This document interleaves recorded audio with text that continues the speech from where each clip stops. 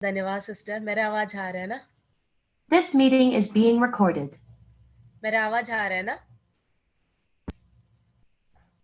Okay okay. परमेश्वर की महिमा हो। सभी मुझे सुनने वाला सभी बहनों को जय मसीह की। ऐसे प्रभु ने हमें एक और मौका दिया, एक और दिन दिया। बहुत लोग इस दिन को देखना चाहा मगर इस दुनिया से चला गया, मगर हम लोगों को इस पृथ्वी में प्रभु ने रख जोड़ा है प्रभु के नाम की महिमा के लिए। और प्रभु हमें ऐसे मौका दिया, विशेषकर VUH फैमिली का साथ आज मुझे जुड़ने के लिए, और प्रभु का वचन जैसे प्रभु चाहते हैं वैसे बांटने के लिए भी मुझे अवसर दिया।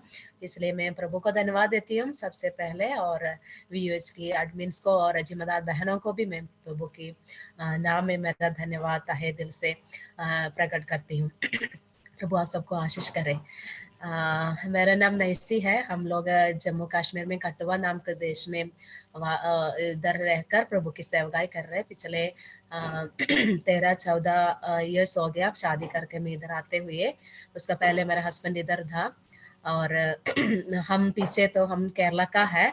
और प्रभु ने ऐसे भोज जब हमारा जवानी टाइम में दिया, प्रभु की सेवा करना है, वो भी केरला में नहीं है, बाहर कहीं उत्तर भारत में जाके करना, ऐसे एक इच्छा दिया। और प्रभु ने ऐसे ऐसे एक एक मेरे जिंदगी का मोड़ पे अगुवाई किया, और प्रभु ने इधर लेकर आया। मेरा कुछ खूबी नहीं है, प्रभु की मर्जी है, प्रभु की अनुग्रह का कारण हम इधर है।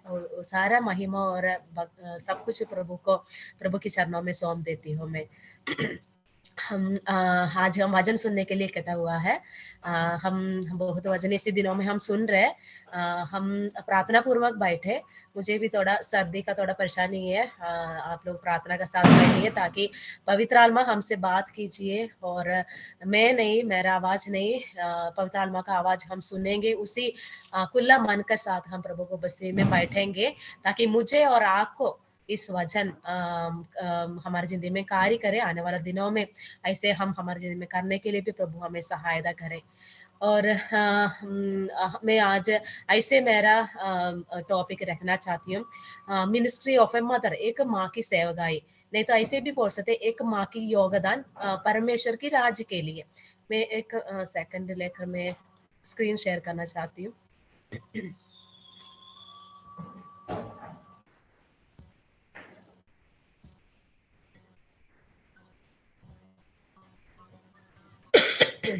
आशा करती हूँ मेरा स्क्रीन आपको दिखाई दे रहा है।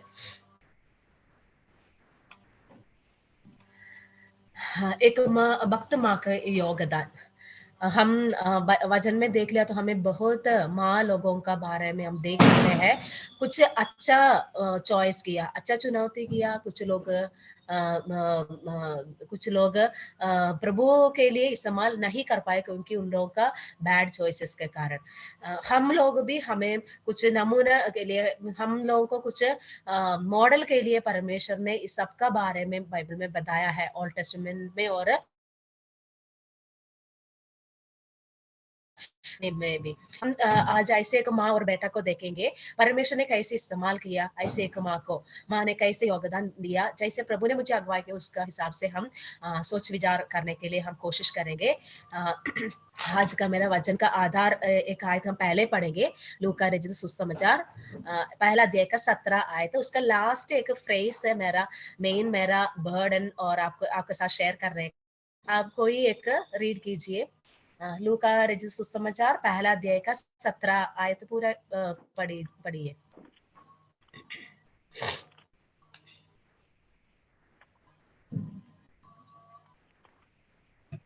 वह एलिय्याह की आत्मा और सामर्थ में होकर चलेगा कि पितरों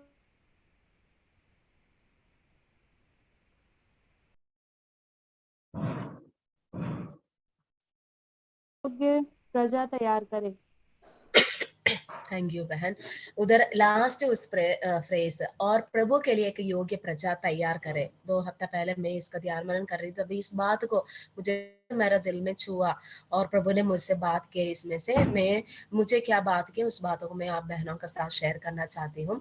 और हम माँ होने के नाते, हम प्रभु की बच्चे होने के नाते, प्रभु का उद्धार करने के बाद हमारे दिल में भी कुछ बोझ होते हैं, प्रभु के लिए कुछ सेवकाई करना है ना। हम सेवकाई करने के लिए कुछ लोग डिसाइड करते हैं सेवक को शादी करेंगे और ऐसे शादी करके हम सेवकाई में सेवकाई शुरू करते हैं। कुछ लोगों को ऐसे नहीं हो पा रहे घर का कुछ कंडीशंस का कारण, कुछ भी माहौल का कारण, मगर उन लोग क्या करते हैं, उन लोग भी उन लोगों का कभी कभी इसका मन में आता है मैं क्या करूं प्रभु के लिए, मैं कैसे करूं। मगर सबके लिए प्रभु ने कुछ ना कुछ संसाधनों को प्रभु ने हमारी जिंदगी में छोड़ा है, दिया है। प्रभु ने प्रभु की सेवकाई करने के लिए काम का साथ वो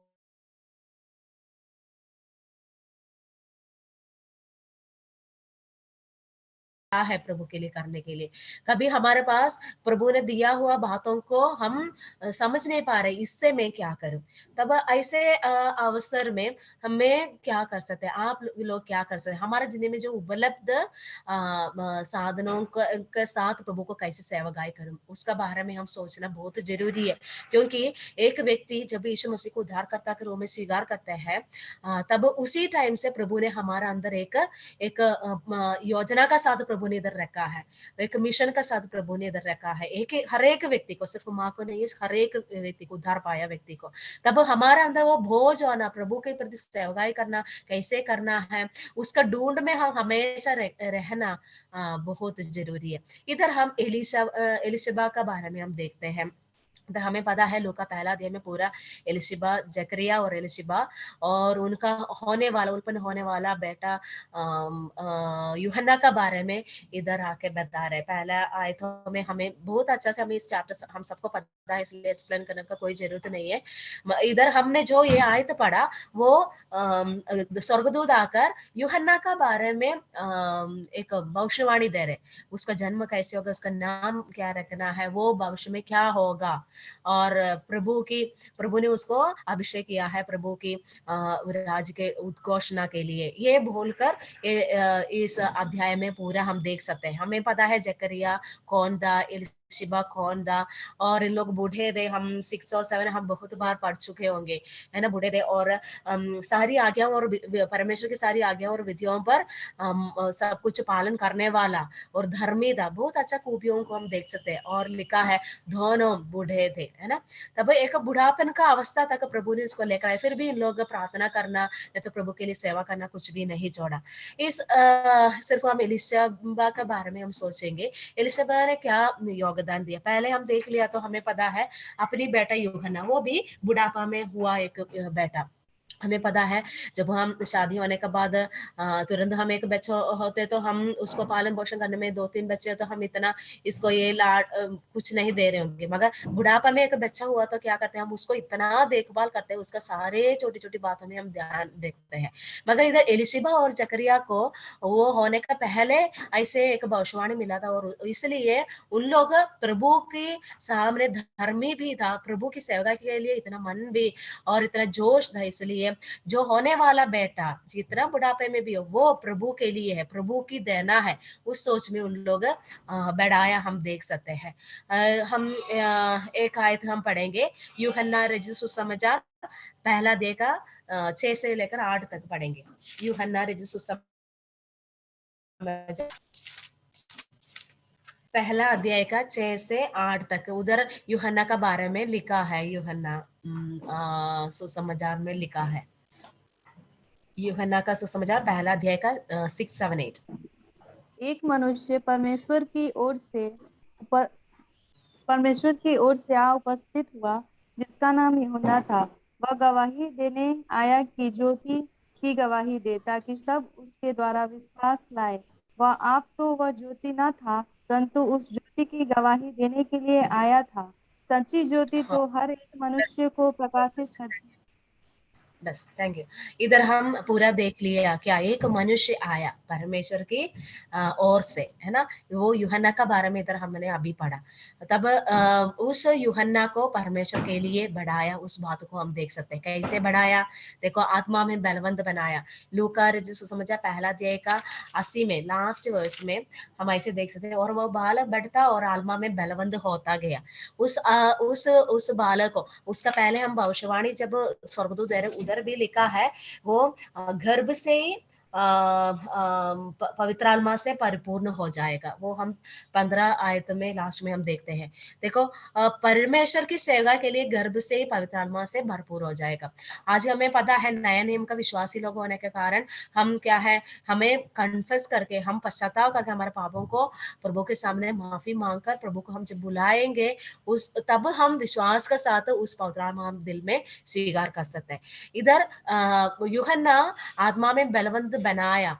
इस एलिशबा और जकरिया मिलकर, दोनों मिलकर इस यूहन्ना को आत्मा में बलवंत बनाया प्रभु के काम के लिए। पवित्र आत्मा का बिना हम कुछ भी नहीं कर सकता। प्रभु के काम के लिए पहले आत्मा में बढ़ना अब बहुत जरूरी है। हमारे बच्चों को, हमारे पास जो भी प्रभु ने दिया है, शायद हमारे शारीरिक बच्चे हो गए, हमारा आदमी बच्चे होंगे, सबको हम प्रभु में पहले प्रभु की आत्मा में बलवंत बनाना का जरूरत है।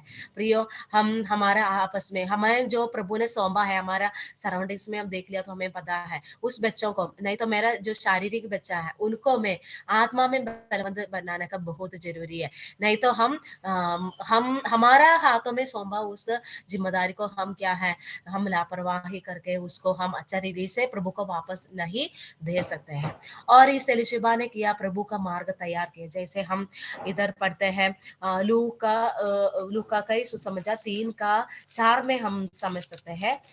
ये बड़ा हो गया और प्रभु यीशु मसीह का आने का पहले, यीशु मसीह का जो पब्लिक मिनिस्ट्री शुरू करने का पहले, ये खुद यूहन्ना आ गया, यूहन्ना का टाइम हो गया तो वो आ गया। वो हम पढ़ते हैं लूका 3:4 में हम पढ़ते हैं, ऐसे पढ़ते हैं, जैसे यशायाह भविष्यवक्ता के कहे हुए वचनों की पुस्तकों में लिखा है, जंगल में एक पुकारने वाले का शब्द हो रहा है कि प्रभु का मार्ग तैयार करो, उसकी सड़कें सीधी बनाओ।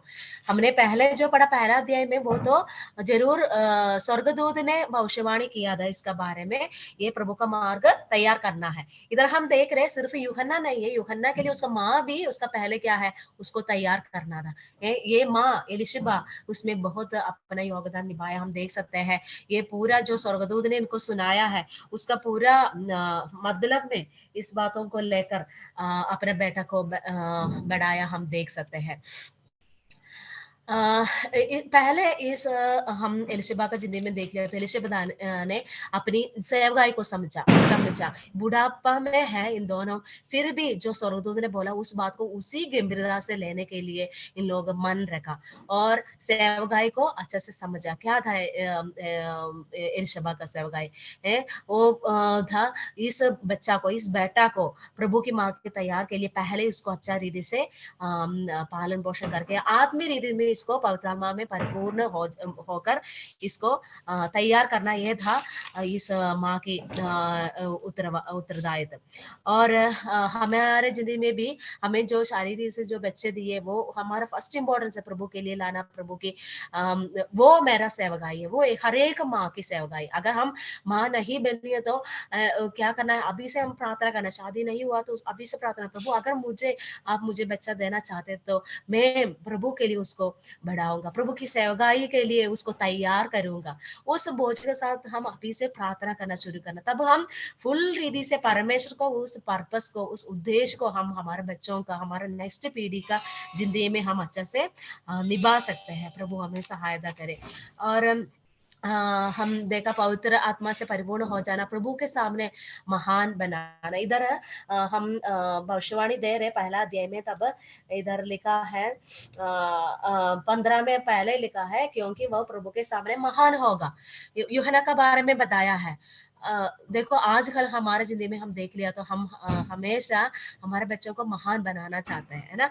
हमारे बच्चों को हम कहीं भी हो, है ना, दुनिया में प्रसिद्ध बनाना, कोई भी एक एरिया में उसको प्रसिद्ध बनाना, उसका नाम फैलना है पूरे विश्व में, नहीं तो उसका काम काज अच्छा होना है, नहीं तो वो एक अच्छा नाम कमाना है। वो हम हमेशा सोचते हैं, हम समाज में भी हम सुनते हैं, है ना। वो दुनियादारी में ऐसे सब लोग सोचते हैं मेरा बेटा मेरा बेटी क्या है, अच्छा नाम कमाना है, अच्छा एक महान एक अच्छा पोजीशन में आना है ना।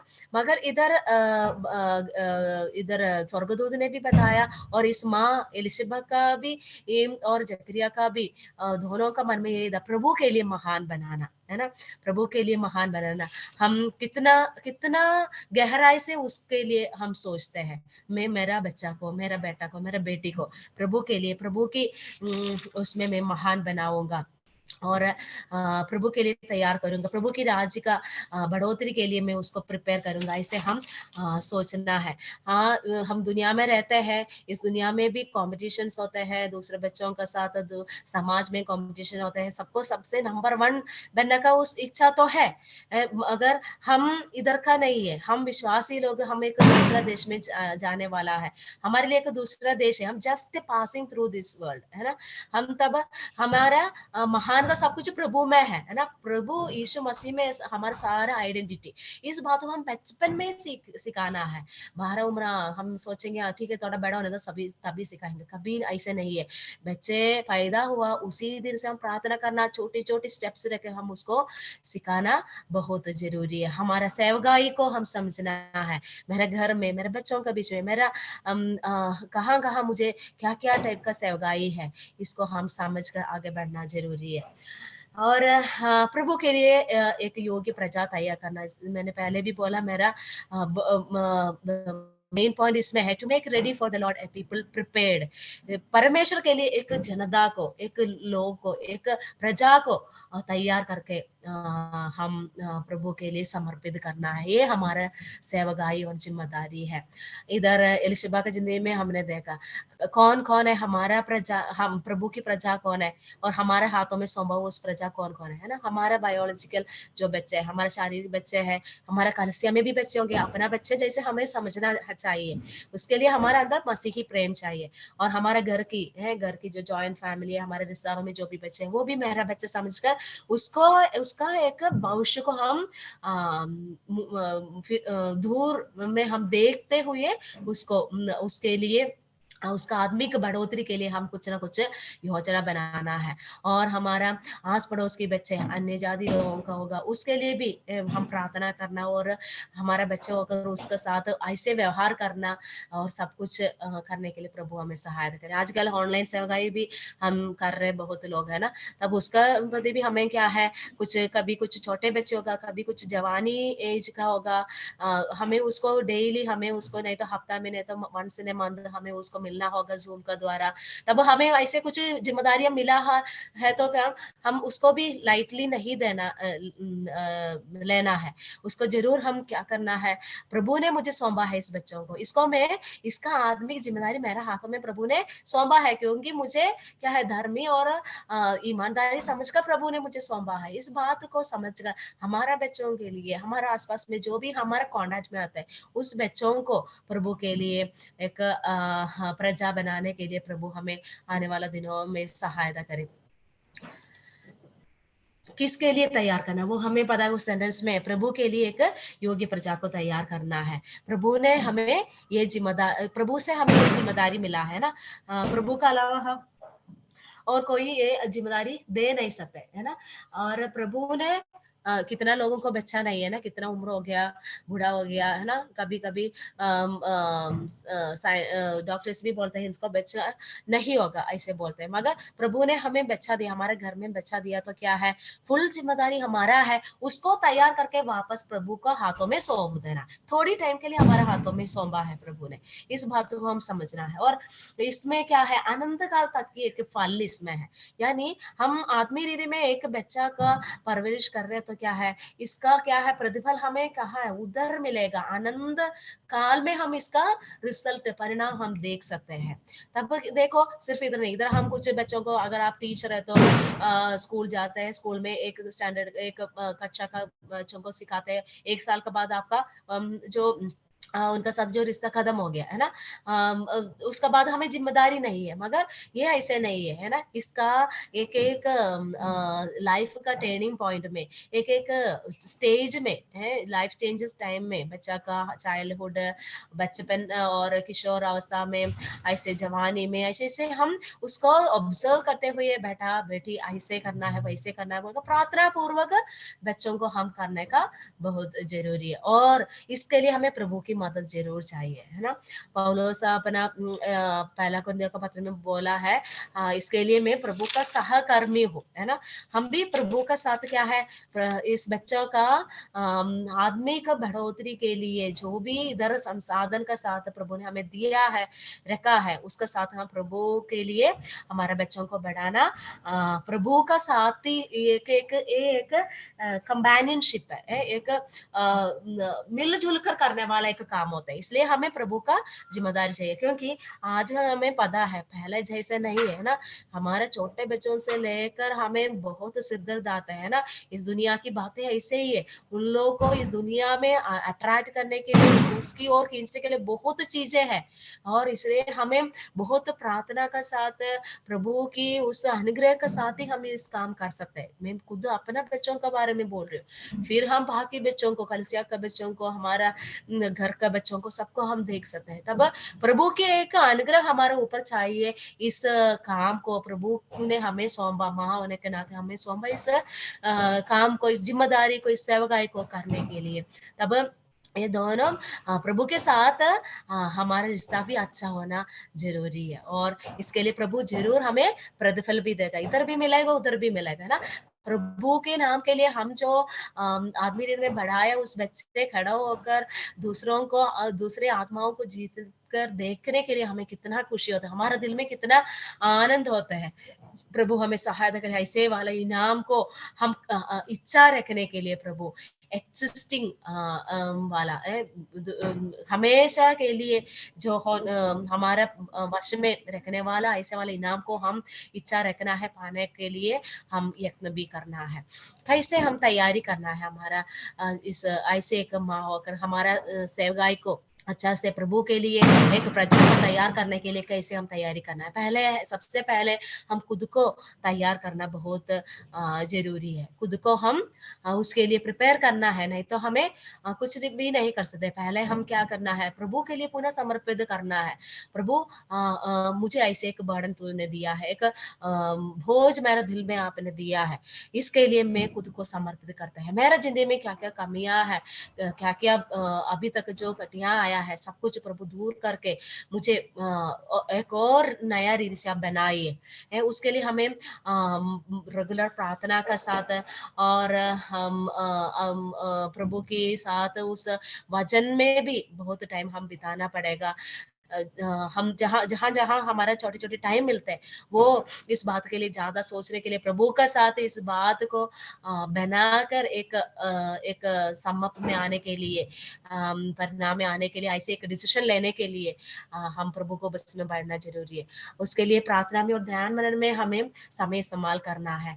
रेगुलर प्रार्थना और ध्यान मनन हमारी जिंदगी में जरूरी है। क्वाइट टाइम जो इंग्लिश में बोलते हैं, हम थोड़े कुछ 4-5 वर्सेस को लेकर हम रेगुलरली 5-6 नहीं तो एक पैराग्राफ को लेकर उसमें हम खोजना है, प्रभु इस बात से, इस घटना से प्रभु मुझसे क्या कहना चाहते हैं, मेरा गलतियां क्या है, मेरा करेक्शन करने वाले एरियाज कहाँ कहाँ है मेरा जिंदगी में। प्रभु जी मुझे इस्तेमाल कीजिए, आपकी उस परमेश्वर की उस राज की मूल्यों को मैं समझ पाऊं। हमेशा हम क्या है, इस दुनिया में हमें प्रभु ने रखा है, इसलिए हमें इस दुनिया की सारी बातें हमारा पूरा दिलों में, हमारा कानों में, आंखों में भर कर बैठा है। तब हम खुद को डिसिप्लिन करके प्रभु के लिए हम पुनः समर्पित करके प्रभु का साथ टाइम बिताने के लिए हम समय निकालना, और उसके लिए हमारा प्रयत्न होना, हमारा हमेशा हमारा इच्छा हमेशा उसकी ओर आना है, और उसके लिए हम हम समय भी निकालना है ना। प्रभु के लिए समय बिताना एक साइड में है, साथ साथ हम हमारे बच्चों के लिए भी समय निकालना। आजकल हमें किसी को भी समय नहीं मिल रहा है ना, क्योंकि हमारा हाथों में तो बहुत सब कुछ इसी करने वाला चीजें हैं, है ना। किचन में देखो, जो भी इसी से जो भी काम करने के लिए इसी वाला सारे डिवाइसेस हमारा किचन में है। अगर पढ़ाई के लिए भी कुछ लिखना हो और कुछ भी काम करना हो, क्लीनिंग का काम हो, उसके लिए भी बहुत इसी से आसान तरीका से करने वाला बहुत चीजें हमारा घर में है। इसलिए फिर भी हमें क्या है, समय नहीं मिल रहे, समय बना नहीं पा रहे, है ना। हम एक बात हम सोचना है, समय नहीं मिलेगा, क्योंकि हम तो ऐसे ऐसे बातों में हम क्या है, हमेशा बिजी रहेगा। इसके लिए हम खुद समय बनाना पड़ता है परमेश्वर की उपस्थिति में बढ़ने के लिए। और परमेश्वर जो सोमबा जो सेवगाई को करने के लिए क्या है, सेवगाई को करने के लिए भी हम समय निकालना, दूसरे बच्चों के साथ हमारा समय स्पेंड करना पड़ेगा। कभी कभी आसान नहीं होगा, और प्रार्थना में भी हमें बढ़ना पड़ेगा। कुछ बच्चों को नाम लेकर हम बढ़ना पड़ेगा है। और ऐसे हमारा कभी कभी हमारा जो बच्चों का साथ जो पढ़ने वाला बहुत शरारती, बहुत चिड़चिड़ाने वाले होगा, तब उनके लिए हम निरंतर प्रार्थना में उसको रखना। नहीं तो आस पड़ोस का कुछ बच्चे होगा, हमारे बच्चों को चिढ़ाते होंगे, ऐसी परेशानियों में हम होंगे, तब उसके लिए हमें समय निकाल कर प्रभु के विषय में प्रार्थना पूर्वक बैठकर रखना भी हम खुद को एक डिसिप्लिन करने का, जैसे इस बात को, इस तैयारी को करना बहुत जरूरी है। हमने देखा सबसे पहले खुद को तैयारी करना। अभी हम हमारा हाथों में जो प्रभु ने दिया, बच्चों को तैयार करना है। सबसे पहले सर्वशक्तिमान परमेश्वर की ओर उनको आकर्षित करना है। मैंने पहले बोला हम सबको, सिर्फ बच्चों का बात नहीं, हमें भी आकर्षित कराने के लिए बहुत चीजें हमारे हाथों में है ना। थोड़ी टाइम मिला तो हम उसमें टाइम बिताएंगे, ये क्या है, नहीं तो कुछ ना कुछ, ठीक है। तब प्रभु की वचन की ओर आकर्षित करके हमेशा रखना, ये बहुत चैलेंजिंग एक बात है। इसलिए हम खुद को हम देख लीजिए, परख लीजिए, क्योंकि परमेश्वर के आगमन बहुत निकट है। अभी ज्यादा टाइम हमें आगे नहीं जाने का जरूरत नहीं है। तब अभी जो छोटी सी समय है, हम परमेश्वर के लिए हमें समर्पित करते हुए, और हमारे हाथों में जो भी बच्चे हैं उनको कैसे भी अटैच करना, प्रभु हमें बुद्धि देंगे जरूर। इस सोशल मीडिया सब में बच्चे लोग बिजी रहते हैं, हमेशा हमारा जो भी फोन से जो भी बच्चों के हाथों में होंगे, या तो गेम्स में होंगे, हमें पता है, सबको पता है क्या क्या है हमारे घर में चल रहा है ना। तब हमें प्रभु की ओर आकर्षित करने के लिए हमें कुछ मेहनत, कुछ वर्कआउट करना पड़ेगा। प्रभु हमें सहायता करे, कुछ जरूर प्रभु हमें बुद्धि देंगे कैसे कैसे करना है प्रभु का वचन में उनको खींच के रखने का। हम खुद क्या करना है, बच्चों को स्टोरीज, छोटे बच्चे तो उनको स्टोरीज बहुत इंटरेस्टिंगली सुनाना पड़ेगा। थोड़ा बड़े बच्चे तो ग्रुप में बैठकर उनको एक पोर्शन पढ़कर आपस में बैठकर उसमें से कुछ क्वेश्चंस पूछना पड़ेगा, ऐसे कुछ। ऐसे परमेश्वर की वचन में उसको संपर्क में रखना सिखाना है। हमेशा उस कम्युनिकेशन परमेश्वर के साथ उनको बना के रखना है। वो भी थोड़ा बड़ा होकर नहीं है, बचपन से। मैंने बोला जब पैदा होते उसके बाद छोटी छोटी स्टेप्स हम रखना है। बातें करना शुरू हो जाए तब हम आयतों को सिखाना, और जो भी हमेशा बाइबल लेकर उसका साथ बैठने का, जब फ्री होते हैं बैठने का मन हम भी बनाना है, और उनको भी ऐसे एक एटमोस्फेयर हमारा घर में देना है। और थोड़ा बड़ा बच्चा हो गया है, थोड़ा बड़ा मतलब जो लिखने के लिए आते, तो उसी टाइम से हम क्या करना है, शांत मनन कैसे करना सिखाना है हमारे बच्चों को। थोड़ा बड़ा होकर हाँ ठीक है, वो चर्च से सीखेंगे, नहीं तो वो संडे स्कूल से सीखेंगे, नहीं तो कैंप में जाके जो प्रभु को ग्रहण करेंगे, ऐसे कभी नहीं है। हम घर से इसका कोशिश करके ऐसे एक उनका दिल ऐसे एक अच्छा एक मिट्टी का समान हम बना के रखना है। जब भी परमेश्वर उसका साथ बातचीत करना स्टार्ट करेगा,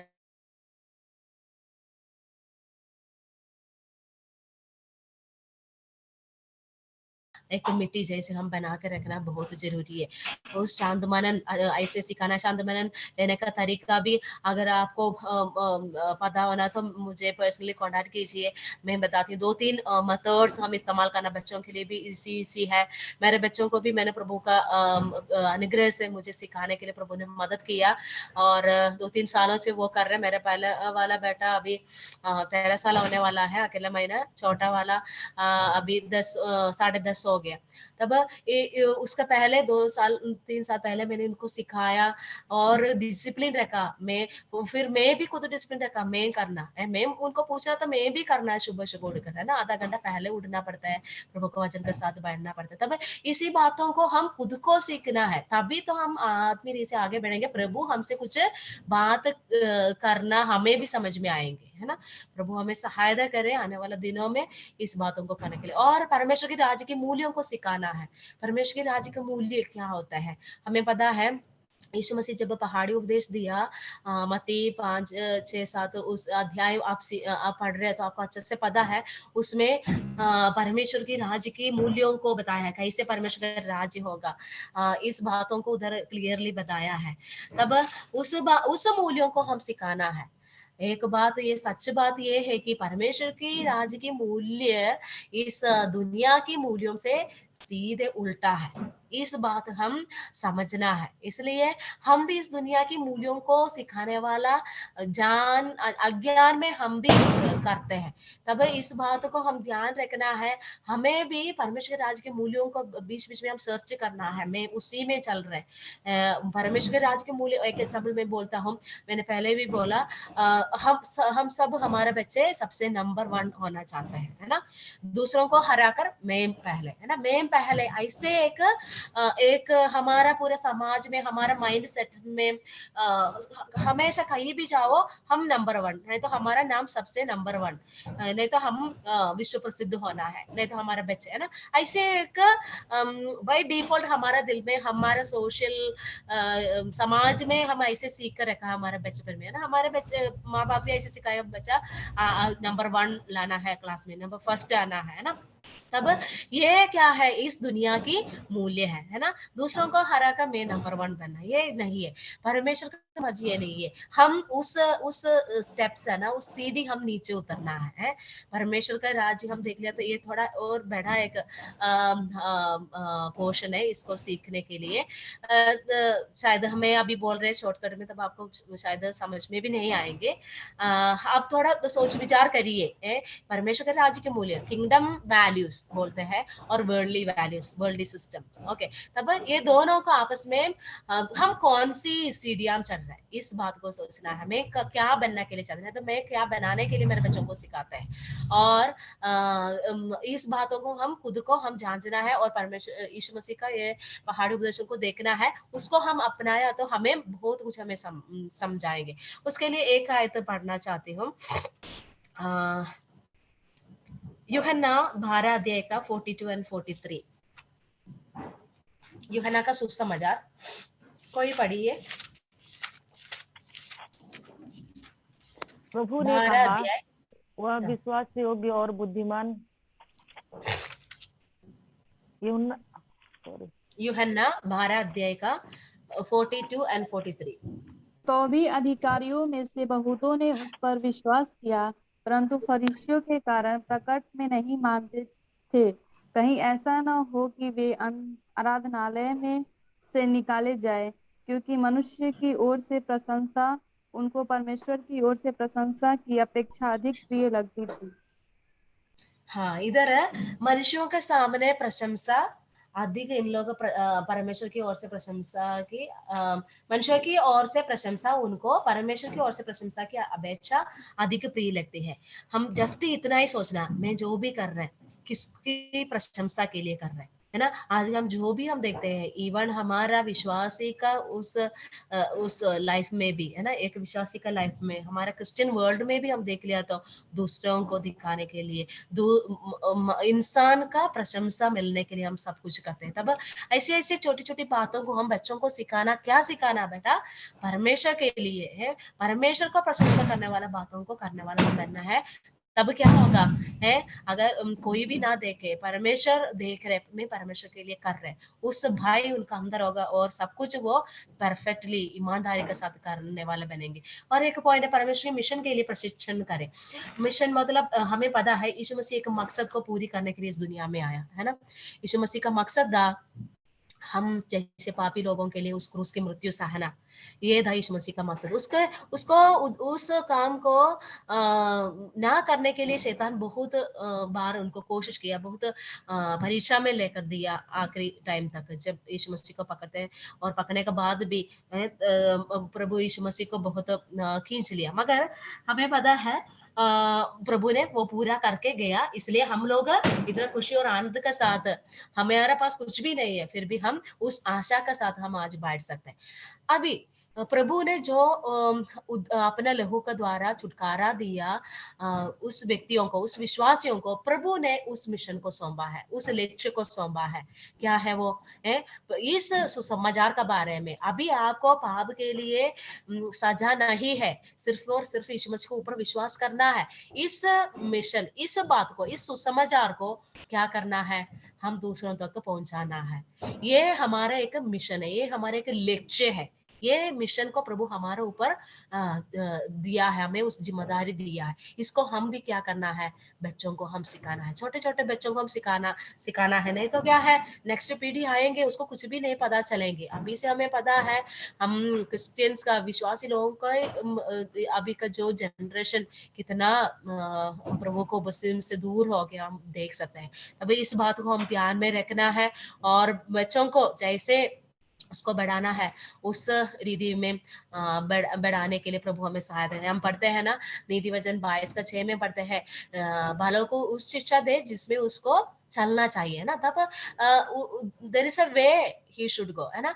वो उसको चलाने वाला एक रास्ता, एक मार्ग उधर है, प्रभु ने रखा है, उसी में हम चलाना है ना। कभी कभी क्या होता है, बच्चा हो गया है ना, हमें बहुत लाड प्यार है, हम क्या करते हैं, उसका सब कुछ देते हैं, वो क्या बोलते हैं, थोड़ा बोलना शुरू हो गया तो क्या है, वो बोलते वैसे हम माँ बाप करना शुरू हो जाते हैं, घर में लोग सब लोग करना शुरू हो जाते हैं, फिर पूरा कंट्रोल उनका हाथ में है। इसलिए कभी कभी वो नहीं हो पाएंगे, तब क्या करते हैं, जिद करना शुरू हो जाते हैं। कभी भी ऐसे नहीं सीखना है, उसको एक चलाने वाले के रास्ता, तो उसमें से हम करने की कोशिश करना।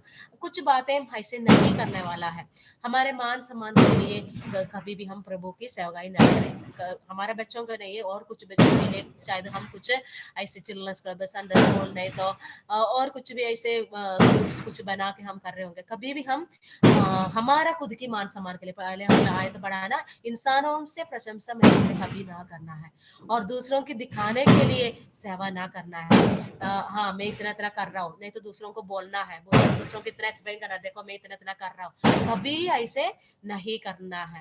अगर पौलुस भी एक बात बता रहे हैं, अगर मैं प्रभु की सेवा कर रहे तो मैं वो बोलने का, नहीं तो वो नहीं कर रहे तो मेरे ऊपर क्या है, विपत्ति आने वाला है, मेरे ऊपर कष्ट है, इसलिए मैं कर रहे, नहीं तो वो बहुत बड़ा चढ़ा कर किसी को दिखाने का कोई जरूरत नहीं है। और दूसरे लोग करने का कारण भी हम ना करें, हाँ वो सिस्टर तो कर रही है, नहीं ये लोग तो कर रहे हैं, ठीक है हम भी कुछ करें, ऐसा नहीं है। हम प्रभु को उसमें बैठना है, प्रभु जी इसमें हमें कुछ अगुवाई कीजिए, हमें क्या करना है, हमें बोझ दीजिए, कैसे करना है, सारे बातों को हम क्या करना है, प्रभु से तो उसी में रहकर हम इस बातों को हम प्रभु से मांगना है, और प्रभु हमें उसमें जरूर अगुवाई करेंगे। ऐसे वाला सेवकाई सफलता पूर्ण आगे बढ़ेंगे, सिर्फ और सिर्फ प्रभु की नाम की महिमा भी उसमें होगी। उपसंहार के रूप में मैं ऐसे बोलना चाहती हूँ, कोई भी सेवकाई जो हमें दिया, माँ होने के नाते हमें दिया, हमारे बच्चों का भी आदमी रूप में बढ़ाना करो, वो प्रभु की प्रेम के प्रति हम करना है। प्रभु की प्रेम का निमित्त मेरा अंदर से उस सेवकाई बाहर आना है, और कुछ मोटिवेशन उसके पीछे नहीं होना है। मेरा मोटिवेशन क्या है, मैं प्रभु की सेवकाई करने में सिर्फ और सिर्फ प्रभु का प्रति मेरा प्रेम, प्रभु ने मुझे प्रेम किया, मुझे वापस करने के लिए मैं प्रभु की, मैं पूरा जिंदगी भर का मैं प्रभु की सेवकाई, सेवक बनकर, सेविका बनकर मैं बैठूंगा। वो होना है हमारा पीछे का मोटिवेशन, और परमेश्वर की महिमा सिर्फ और सिर्फ हमारी सेवा के प्रेरणा होनी है, हमारा प्रेरणा होनी है। हमारा सेवकाई का मुख्य लक्ष्य, मुख्य लक्ष्य हमारा महिमा नहीं है। हमेशा हम, है ना, हम मैं और आप क्या करते हैं, मेरी नाम की महिमा के लिए, है ना, नहीं तो हमारा चर्च की, नहीं तो हमारा घर की, नहीं तो हमारा उस, ऐसे हम सोचते हैं अपनी महिमा के लिए हम कभी कभी करने वाला बन जाते हैं। हम बोलते होंगे मगर हम इसको क्या करना है, बीच बीच में हम परखना है, मैं ये कर रहा हूँ किसके लिए कर रहा हूँ, किसकी महिमा के लिए, किसकी महिमा आ रहा है, क्या मेरा नाम ले रहे सब, मेरा नाम को स्तुति कर रहे हो, मेरा नाम की प्रशंसा कर रहे हो। नहीं, ऐसे कभी नहीं होना प्रभु। हम रिडेडिकेट करके प्रभु की ओर सोमना है, क्योंकि प्रभु के सेवक लोग हैं हम। प्रभु की सेवक का मतलब सर्वेंट है ना, सर्वेंट है। तब उसके लिए हम हमेशा क्या है, उसका ही महिमा है। एक मास्टर के लिए जो एक नौकर सेवा कर रहे हैं, तो नौकर का नाम नहीं, उस मास्टर का नाम, उस स्वामी का नाम ही आगे ऊंचा होगा, है ना। वैसे हम भी प्रभु का, उस महान परमेश्वर का सेवकाई में प्रभु ने हमें रखा, उसके लिए हम प्रभु को धन्यवाद भी करेंगे और हम खुद को समर्पित भी करेंगे। जहां जहां फॉल्ट हुआ है, गलत हुआ है, उसमें हम आगे करेक्ट करके आगे बढ़ेंगे। अभी तक हम ये सेवकाई समझा नहीं, तो प्रभु हमें सहायता करें। प्रभु के राज के लिए मेरे बच्चों को तैयार करने वाला बनने के लिए प्रभु हमें सहायता करे। प्रभु ढूंढ रहे, प्रभु के लिए एक योग्य प्रजा तैयार करने वाला माताओं की खोज में है प्रभु जी। क्योंकि नेक्स्ट पीढ़ी को प्रभु की आना देरी है, तो नेक्स्ट पीढ़ी नहीं तो अभी नेक्स्ट दिन प्रभु के लिए कुछ लोगों को खड़ा करना है। ऐसे वाला माताएं बनने के लिए प्रभु हमें सहायता करे। और एलिशबा की जिंदगी को हम देख रहा था, एलिशबा ने कैसे एलिशबा ने अपनी सेवकाई निभाया, कैसे अपने बेटा को तैयार किया। यूहन्ना खुद कितना, है ना, इतना एक सेपरेटेड लाइफ था, जंगलों में रहता था। जब टाइम आया उसने प्रभु की इतना उस यहूदी लोगों के बीच में सर्व की बच्चे बोलकर इतना हिम्मत के साथ आकर प्रभु की रास्ता बनाया, वो हम देख सकते। और आखिरी में वो अपनी जिंदगी भी पूरा गला काट कर कदम करना पड़ा, है ना, उसके लिए भी उसको कोई डर नहीं था। ऐसे एक महान एक व्यक्ति को प्रभु के लिए, प्रभु के राज्य का तैयार करने के लिए इस माँ को बनाने के लिए उन्होंने सहायता किया। प्रभु आप सबको, मुझे भी सहायता करें। आने वाले दिनों में हम सब प्रभु की सेवकाई में, हमारे बच्चे, हमारे पास में जो भी बच्चों को प्रभु ने सौंपा, उसको ऐसे प्रभु की राज की महिमा के लिए बढ़ाने वाला बनने के लिए प्रभु हम सबको सहायता करे। ऐसे एक समय दिए, इसके लिए मैं एक और बार धन्यवाद देती हूँ। और आप सबको प्रभु आशीष करे, अनुग्रह करे। प्रभु की नाम की महिमा हो।